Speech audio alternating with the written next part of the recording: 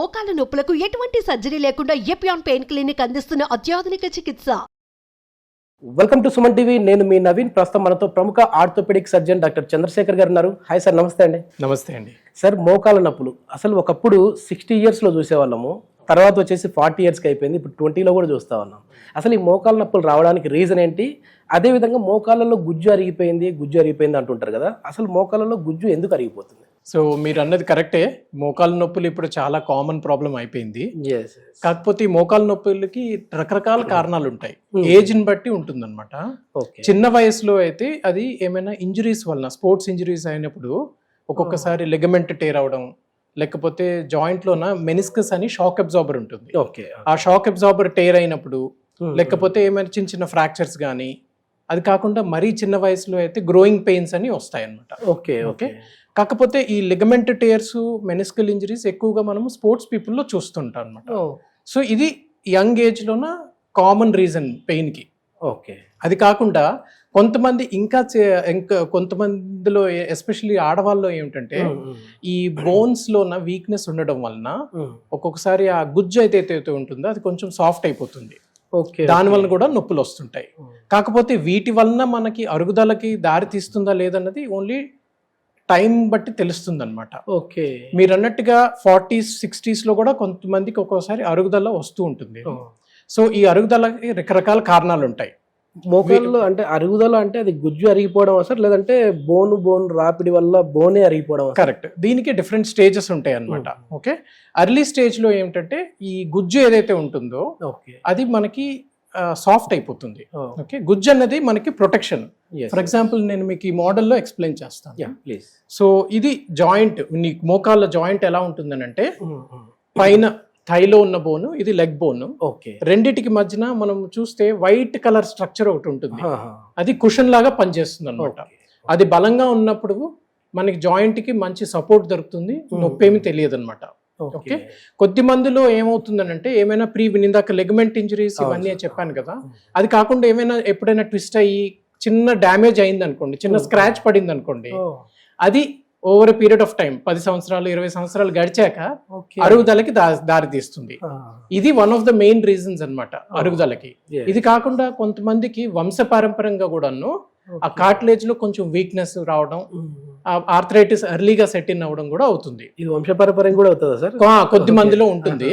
ఇది కాకుండా కొన్ని అలవాట్ల వలన, మనకి ఇండియన్ స్టైల్ ఎక్కువగా కిందన కాలు ఫోల్డ్ చేసి కూర్చునే అలవాటు ఎక్కువ. ఇండియన్ స్టైల్ బాత్రూమ్ వాడడం, వాళ్ళు వెళ్ళడం, ప్లస్ పనులన్నీ కాలు మడుచుకొని చేయడం వలన కూడాను జాయింట్ మీద ఫోర్సెస్ ఎక్కువ పడుతుంటాయి అనమాట.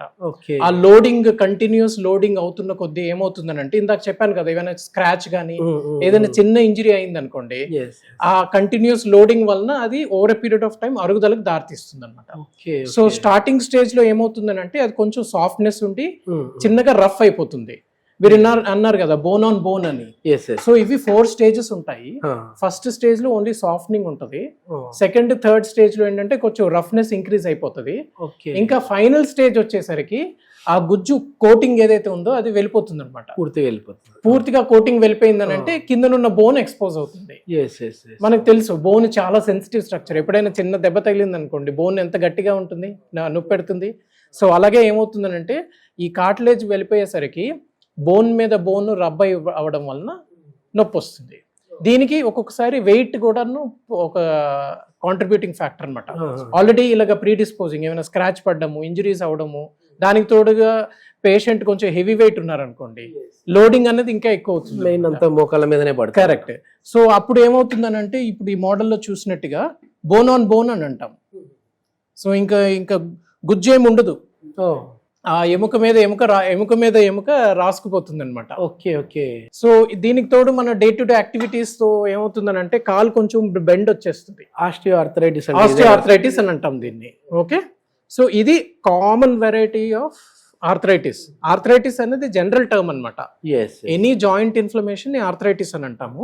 ఆస్టియోఆర్థరైటిస్ అన్నది ఇట్లా అరిగిపోవడం, డీజనరేటివ్ ప్రాసెస్. ఇంకొక వెరైటీ ఆఫ్ ఆర్థరైటిస్ ఉంటుంది, అది ఇన్ఫ్లమేటరీ ఆర్థరైటిస్ అని అంటాం.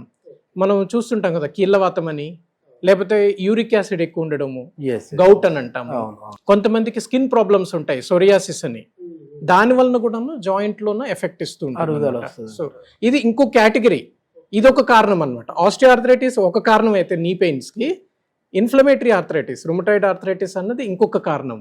ఓకే, ఇప్పుడు యూరిన్ లో కాల్షియం వెళ్ళిపోతుంది అని అంటారు కదా సార్, కొంతమందికి ఆ ప్రాబ్లం ఉంటుంది. అంటే అట్లా కాల్షియం అనేది వెళ్ళిపోవడం వల్ల కూడా మనకి బోన్ స్ట్రెంత్ అనేది తగ్గిపోతుంది సార్? కాల్షియం అన్నది మన బాడీలోన 99% మనకి బోన్స్ లోనే ఉంటది, ఓన్లీ 1% బ్లడ్ లో ఉంటది అనమాట.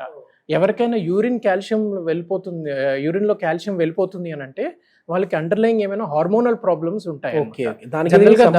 ఉండదు. మన బాడీ ఏంటంటే చాలా మంచి రెగ్యులేటర్ అనమాట. సో మన శరీరంలో ఏదైనా ఒక కెమికల్ తగ్గిపోతుంది అంటే వెంటనే దానికి కౌంటర్ రెగ్యులేటరీ మెకానిజం యాక్టివేట్ అయిపోతుంది ఆటోమేటిక్ గానే. అన్లెస్ వాళ్ళ హెల్త్ పరంగా ఏదైనా ప్రాబ్లం ఉంటే తప్పితే నార్మల్ ఇండివిజువల్స్ లోన మనం ఏదైనా కొంచెం డెఫిషియెంట్ ఉందనుకోండి వేరే చోట నుంచి తీసుకుంటది అనమాట. ఫర్ ఎగ్జాంపుల్ మీరు తినే ఫుడ్ లో కాల్షియం తగ్గింది అనుకోండి, మన బాడీ ఏం చేస్తుంది అంటే బోన్ లో ఉన్న కాల్షియం తీసుకుంటది అనమాట. తీసుకొని బ్లడ్ లో దాన్ని రిఫైన్ గా రెగ్యులేట్ చేయడానికి ట్రై చేస్తుంది. ఎందుకంటే బ్లడ్ లో ఉన్న కాల్షియం అన్నది చాలా ఇంపార్టెంట్.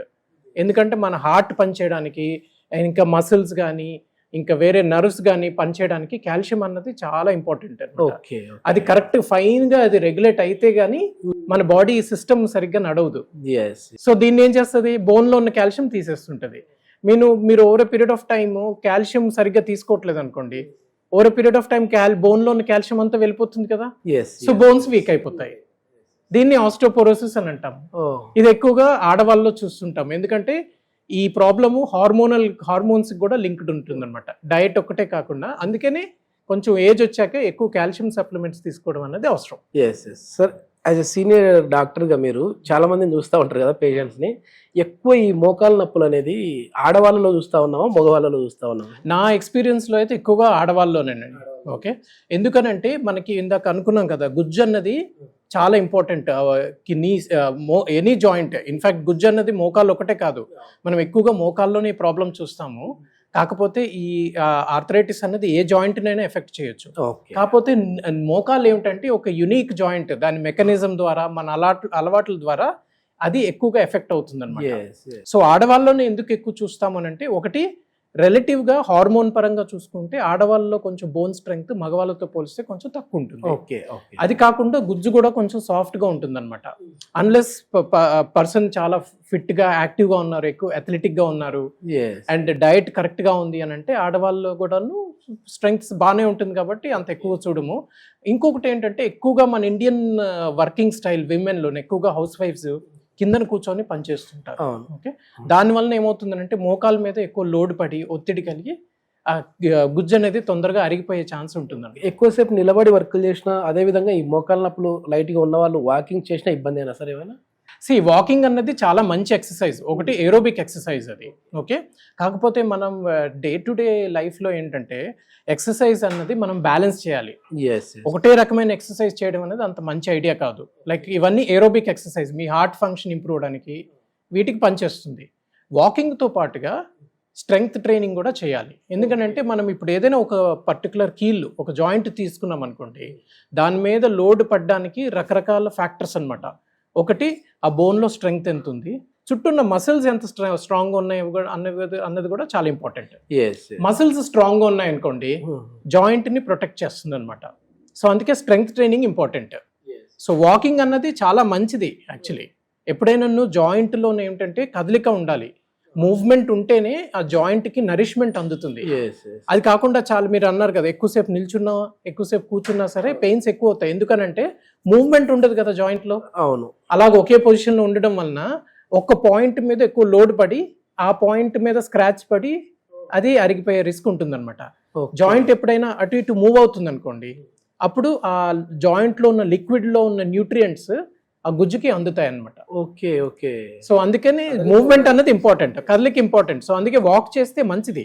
వాక్ చేస్తే ఒకటి ఏంటంటే ఏరోబిక్ హార్ట్ ఫంక్షన్ ఇంప్రూవ్ అవుతుంది, మసిల్ స్ట్రెంగ్త్ ఇంప్రూవ్ అవుతుంది, జాయింట్లో ఉన్న మొబిలిటీ వస్తుంది అనమాట, కార్టిలేజ్ అంటే గుజ్జుకి కొంచెం నరిష్మెంట్ కూడా అందుతుంది. చాలా మంచి ఇన్ఫర్మేషన్ సార్. ఎందుకంటే వాళ్ళకి తెలియకుండానే వాళ్ళ మోకాల్ని అంటే నీని చాలా వరకు డ్యామేజ్ చేసుకుంటా ఉన్నారు చాలా మంది. అంటే మరీ కొద్దిమంది వాళ్ళు తీసుకునే ఆహారంలో కావచ్చు, మీరు అన్నట్లుగా ఈ హార్మోనల్ ఇన్బ్యాలెన్స్ వల్ల కావచ్చు, లేడీస్లో డెలివరీ తర్వాత కూడా కొన్ని సప్లిమెంట్స్ అసలు తీసుకోవడం మానేస్తూ ఉంటారు ఈ కాల్షియంకి సంబంధించి. కరెక్ట్. సో ఖచ్చితంగా ఇది హార్మోనల్ ఇన్బ్యాలెన్స్ వల్ల కూడా వచ్చే అవకాశం ఉంది. అవును, ఎస్పెషల్లీ డెలివరీ మీరు ఇందాక అన్నారు చూసారా, డెలివరీ ఫీడింగ్ అప్పుడు ఎందుకంటే ఎక్స్ట్రా నరిష్మెంట్ అవసరం అనమాట లేడీస్కి. సో ఆ టైంలో ఎక్స్ట్రా సప్లిమెంట్స్ తీసుకోవడం, డైట్ పరంగా కొంచెం శ్రద్ధ వహించడం చాలా important. Yes, thank you sir, thank you. నమస్తే.